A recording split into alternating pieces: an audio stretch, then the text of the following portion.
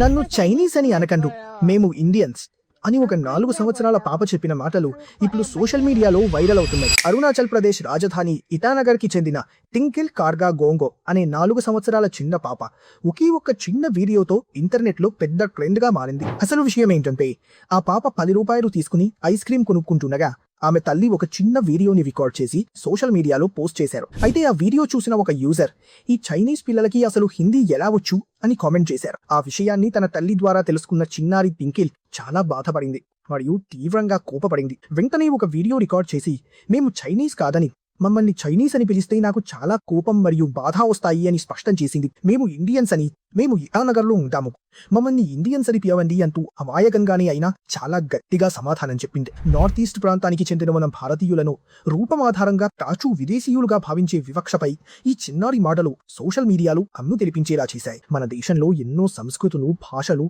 మరియు విభిన్న రూపాలు ఉన్నాయని, అందరం భారతీయులమే అని చాటి చెప్పిన ఆ చిన్నారి ఆత్మగౌరవాన్ని కోట్లాది మంది నెటిజన్లు ప్రశంసిస్తున్నారు. ఇలాంటి డైలీ అప్డేట్స్ కోసం మన ఇన్సైట్స్ తెలుగుని ఫాలో అవ్వండి.